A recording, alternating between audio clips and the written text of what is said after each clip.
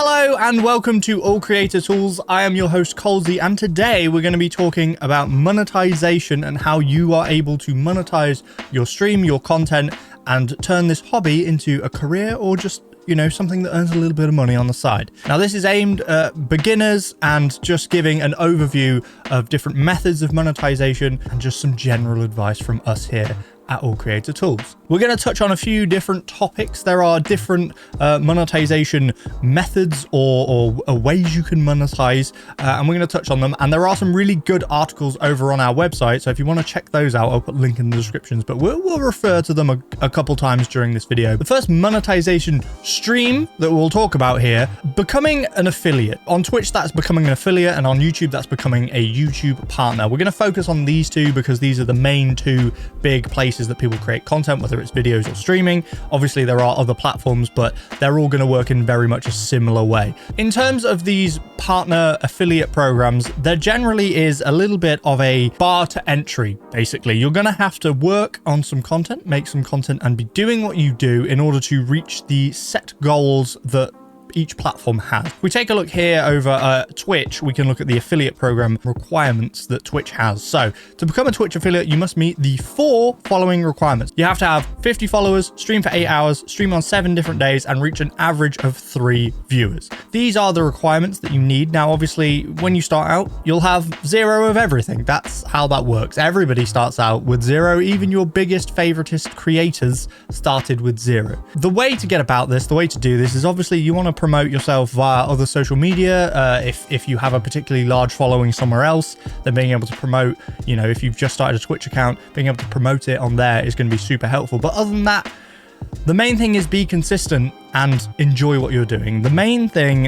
when it comes to creating content, it's super important that you're doing it for the right reasons. A lot of us are going to create content for a long time and see slow growth, and that is through consistency in the content we post. Consistently figure out when you can create content, when you can create videos, when you can stream, and do that regularly, and that will bring in regular viewers. And I can't tell you how long it's going to take, but over time, those viewers will grow. You will reach the followers and the stream hours and stuff that is required to be Twitch affiliate. Now, once you're on Twitch affiliate, that means that people can donate to you via the bits system of Twitch. So that is money that can come in. They can also subscribe to you, which is a monthly subscription. You also get ad revenue. You get hype chat. These are the monetization tools that you'll get. You'll also get a bunch of other features, transcoding options, so people can watch your stream in different qualities and stuff like that. Increased VOD storage. So there's a lot of other benefits to it, but today we're talking about monetization. So the monetization that you get from being a Twitch affiliate is bits, subs, ad revenue. These are the monetization tools that you will gain.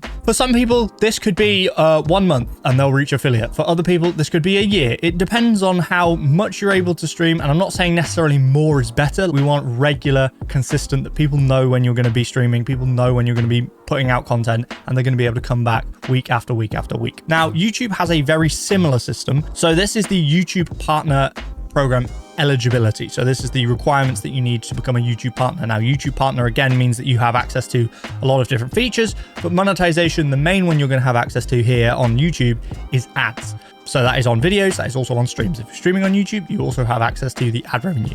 YouTube, you need 1,000 subscribers and either 4,000 hours of public watch time in the last 12 months, or if you're creating short content, you need 10 million valid public short views in the last 90 days. I feel like this is a little bit higher bar to entry than the Twitch affiliate requirements. 4,000 hours, it's a significant amount, and 1,000 subscribers, again, is not an insignificant amount.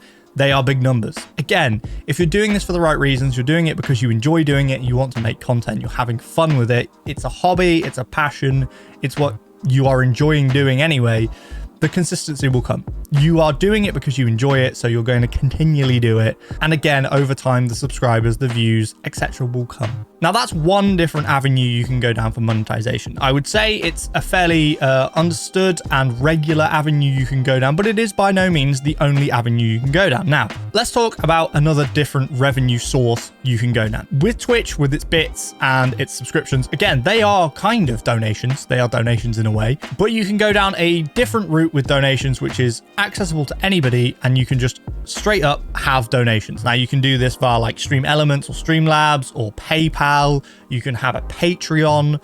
That's more of a monthly subscription, but you know, if you have a PayPal or a Streamlabs set up, you can take in donations. People can just donate money to you, straight to your account. You can set this up straight away from day one. Now, I don't want to get people's expectations up, right? Just because you've put a donation link in the description of your stream or your video does not mean you'll get donations. Again, it is on the kindness and the support of your audience, which if you're starting from scratch will be nothing to start with. So don't expect a lot from this.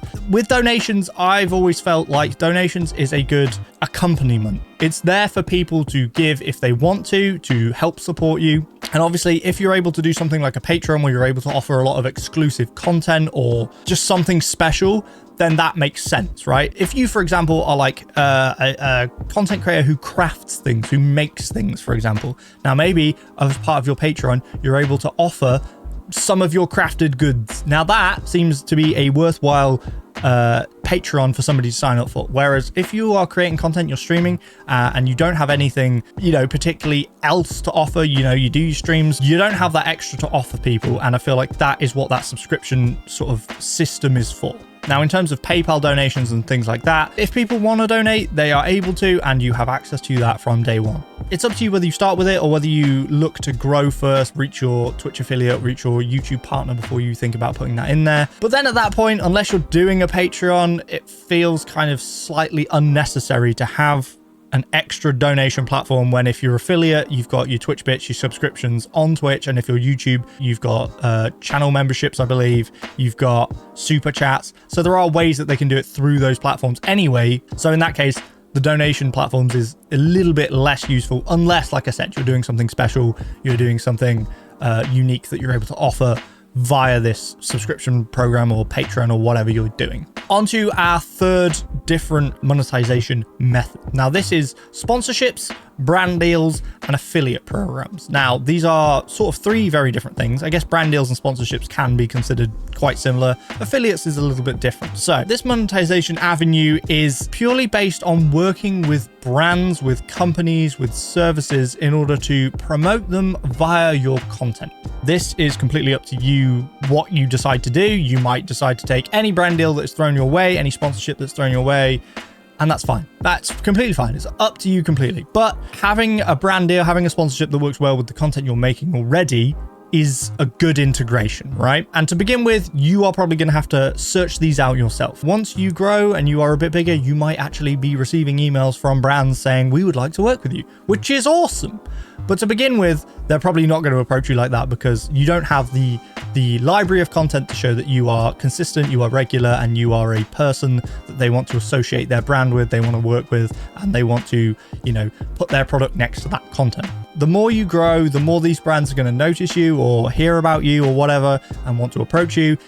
It is also, if you're going to approach brands, you have to be prepared that there are going to be no's. There are going to be brands that turn you down, and you shouldn't take any offense to that. That's perfectly fine and reasonable and understandable when you are a small creator. But there are going to be brands that are happy to take a shot with you and work with you and work with your content. Don't be afraid to approach brands, by the way. If you decide to reach out and contact a brand, say you go for, a fairly big brand, you go for a Corsair or something, or an Elgato or something, you're like, I'm gonna shoot my shot. Nothing wrong with that. As long as you do it professionally, you send like a nice email. An email is always preferred as opposed to like a DM, I think. I think an email is generally better, but you write yourself an email. It's always good to go with a plan, with a reason, with a concept idea for why you want to work with them and what you're going to do, with their product or how to promote them, for example. So if you went to Corsair and you wanted to look at one of their like headsets, say you want to look at a Corsair headset. If you approached them and said, I've got a great idea for a piece of content that I'd like to make, and I'd like to feature your headset in it and show its, great battery life and its amazing wireless ability, stuff like that. If you actually have an idea to go to them with, that is much better than just saying, I really like your stuff and I'd like to work with you, because I'm sure they get a lot of those. So being able to stand out a little bit with contacting a brand is important. Being able to realize where their values lie and match them up to yourself.